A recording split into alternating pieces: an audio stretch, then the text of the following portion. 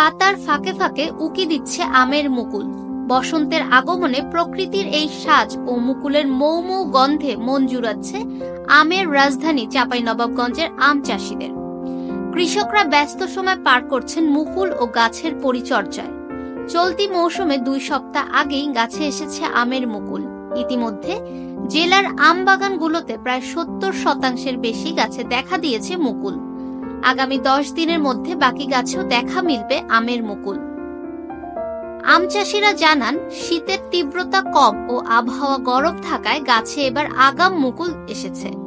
মুকুল ও গাছের পরিচর্যা করতে কীটনাশক স্প্রে ও সেচ দিচ্ছেন তারা। আগামী কয়েকদিনের মধ্যে বৃষ্টি বা কুয়াশা না দেখা দিলে বেশিরভাগ মুকুল থেকে বের হবে আমের গুটি। আবহাওয়া অনুকূলে থাকলে এবছর বাম্পার ফলনের আশা কৃষকদের। গত বছর আমাদের চাঁপাইনবাবগঞ্জ জেলায় আমের অফ ইয়ার ছিল। তো অফ ইয়ারে এমনিতে আমের মুকুল কম ছিল।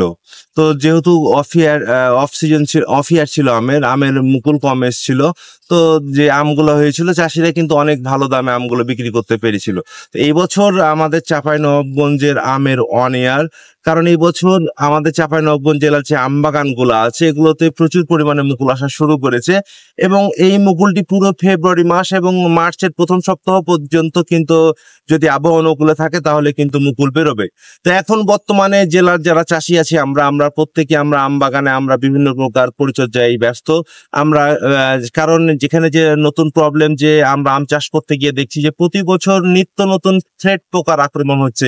আমরা কৃষি বিভাগ সহ বিভিন্ন বিশেষজ্ঞের সাথে মতামত পরামর্শ নিয়ে আমরা বাগানে বিভিন্ন প্রকার বালাইনাশক প্রয়োগ করছি এবং জমিতে সেচ প্রদান করছি।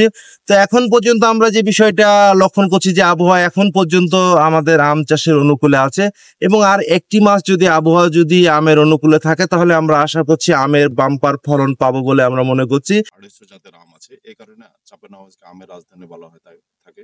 প্রায় 300-500 বছর আগের থেকে আম উৎপাদন হয় আমাদের চাঁপাইনবাবগঞ্জে। এই এলাকার ঐতিহ্য জিআই পণ্য হচ্ছে ল্যাংড়া, খিরসা, আসিনা, ফজলি আম। আমাদের এই আমগুলি দেশে বিদেশে এখন চাহিদা বাড়বে জিআই পণ্য ঘোষণার পরে। প্রায় 20-25 দিন আগে থেকে আমাদের এলাকায় আম বাগানগুলিতে মুকুল আসা শুরু হয়েছে এবং আগামী 10 দিন আরো মুকুল আসবে বলে আমরা মনে হচ্ছে। অনেক যেটা হাইব্রিড যেটা গাছ আছে সেগুলোতে কিন্তু অনেক আগে থেকে মুকুল চলে আসছে, যেমন ব্যানানা, গোড়মতি, কাটিমন এগুলো চলে আসছে। আর দেশি জাত যেগুলো সেগুলো আরো 10 দিন মুকুল আসবে এবং শতভাগ মুকুল হয়ে যাবে। এখন পর্যন্ত কৃষি বিভাগের তথ্য মতে 83% আম গাছে মুকুলটা চলে আসছে। এখন আমরা ব্যস্ত সময় পার করছি পরিচর্যা, সেচ, বালাইনাশক স্প্রে, এগুলো নানান জাতের যেখানে যেটুকু দরকার গাছের জন্য, গাছকে বাঁচাতে হলে, ফল পেতে হলে আমাদের খাবার দিতে হবে, পরিচর্যা করতে হবে, ওষুধ দিতে হবে। সেই কাজে আমরা এখন ব্যস্ত সময় পার করছি চাঁপাইনবাবগঞ্জের আম চাষি আমরা বা উদ্যোক্তা যারা আছি। বেশি ফলনের বছরে কৃষকরা যাতে ক্ষতিগ্রস্ত না হয় তাই আম প্রক্রিয়াজাতকরণে উদ্যোগ নেওয়ার কথা জানান কৃষি বিভাগ। এই পর্যন্ত আমাদের আবহাওয়া খুব সুন্দর রয়েছে। গত বছর যেটি হয়েছিল যে হঠাৎ করে ফেব্রুয়ারি মাসে শেষের দিকে ঠান্ডা পড়েছিল, সেরকম এই পর্যন্ত আমরা পূর্বাভাস পাইনি। আমাদের ওয়েদারটা খুব সুন্দর আছে এবং এই বছর যে সারাদিন ব্যাপী যে আপনার কুয়াশাচ্ছন্ন থাকা সেটি ছিল না, নিট অ্যান্ড ক্লিন ওয়েদার ছিল।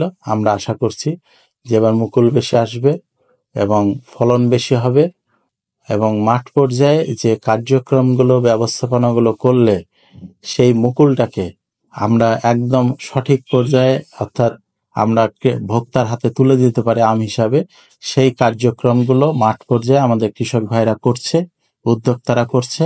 আমরা পাশাপাশি তাদের সাথে আছি, যে কোনো পরামর্শ, যে কোনো কার্যক্রমে তাদেরকে সহায়তা করছি। আশা করতেছি এইবার আমরা খুব ভালো গুণগত মানের আম এবং ভালো উৎপাদন আমরা পাবো।